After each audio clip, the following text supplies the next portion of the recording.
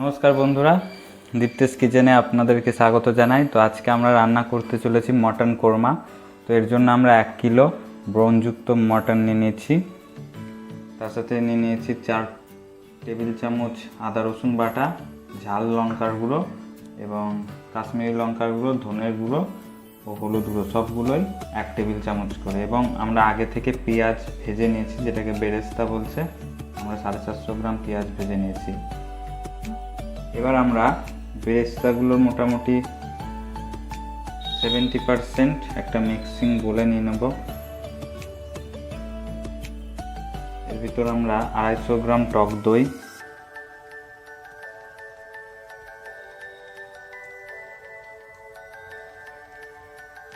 এবং 10-12টা কাজু বাদাম দিয়ে নেব।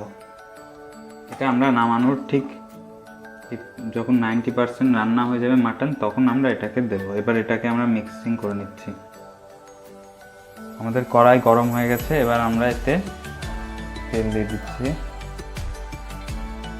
আমরা বেরেস্তা ভেজে রেখেছিলাম, ওই তেলটা ইউজ করছি, সাদা তেল।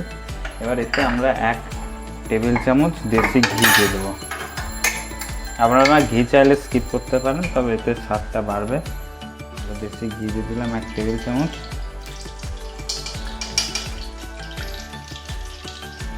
এবার আমরা তেলটাকে একটু গরম হতে দেবো।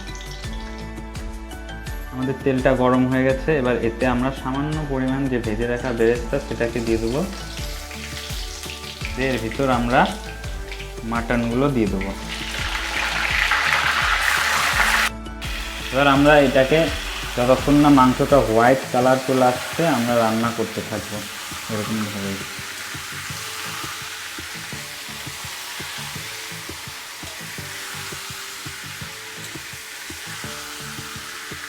অবশ্যই আমরা হাড়ওয়ালা মাংস ইউজ করব।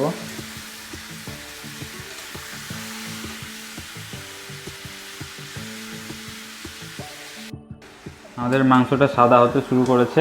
আমরা এটাকে এখনো মোটামুটি 30 মিনিট রান্না করব। আস্তে আস্তে আমরা মশলাগুলো দেব। আমাদের মোটামুটি 15 মিনিট ভাজা হয়ে গেছে। দেখতে পাচ্ছেন আমাদের মাংসগুলো বেশ সাদা সাদা হয়ে গেছে। এবার এতে আমরা একে একে সব মশলাগুলো দেব। প্রথমে আমরা দিয়ে নেব 3 টেবিল চামচ আদা রসুন বাটা,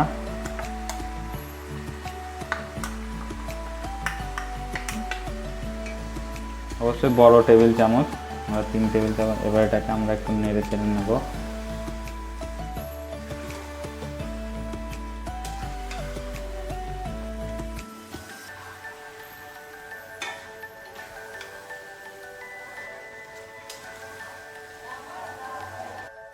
আমাদের মাংসটা মোটামুটি 10 মিনিট মতন রান্না করা হলো। রসুন আর আদা দেওয়ার পর নিজস্ব জলটা দেখতে পাচ্ছেন ছেড়ে দিয়েছে। জলটা শুকিয়ে আসলে আমরা একে একে গুঁড়ো মশলাগুলো দিয়ে দেবো।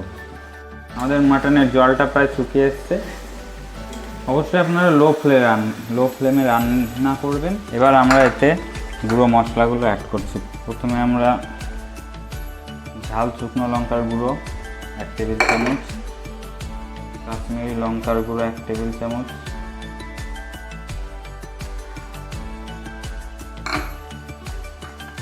ধনের গুঁড়ো 1 টেবিল চামচ এবং হলুদ গুঁড়ো 1/2 টেবিল চামচ দিয়ে আমরা এটাকে এবার একটু নাড়ু চালিয়ে নিচ্ছি। অবশ্যই লবণ অ্যাড করবেন। এবার আমরা স্বাদ অনুসারে লবণটা দিয়ে দিচ্ছি।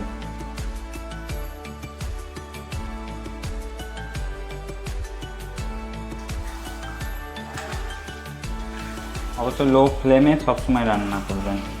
আর প্রেসার কুকার আপনারা চাইলে ইউজ করতে পারেন, বাট ইগনোর করার চেষ্টা করবেন, না তো খাসির মাংসটা খুব একটা খাস হবে না। তো আমাদের আধা ঘন্টা হয়ে গেছে মাংসটা রান্না করার লো ফ্লেমে। দেখতেই পাচ্ছেন কালারটা খুব ভালো এসছে। এবার এতে আমরা আরেকটু রান্না করে গরম জল দিয়ে দেবো। দেখতে পাচ্ছেন আমাদের, এবার আমরা এতে গরম জলটা দিয়ে দেবো। খুব বেশি দিব না, আমাদের মাংসটা তো সিদ্ধ করতে হবে, এই কারণে আমরা গরম জল দিই। মোটামুটি 300 গ্রাম মতন গরম জল দিয়ে নাড়াচাড়া করবো। হিটটা কমে নেবেন আর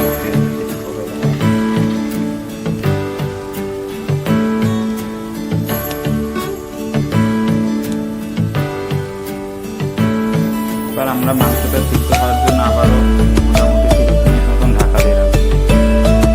আমাদের আধা ঘন্টা হয়ে গেছে। মাঝে মাঝে অবশ্য আমরা দেখেছিলাম দেখতে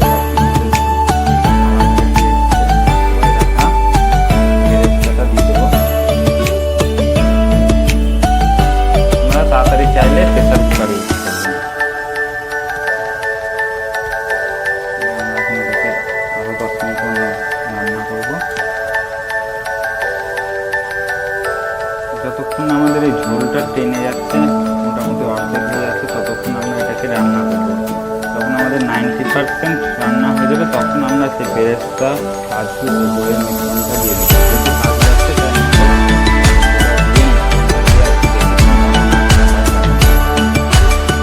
দেখতে পাচ্ছেন আমাদের 90% মোটামুটি মাংস রান্না করতে এবার আমরা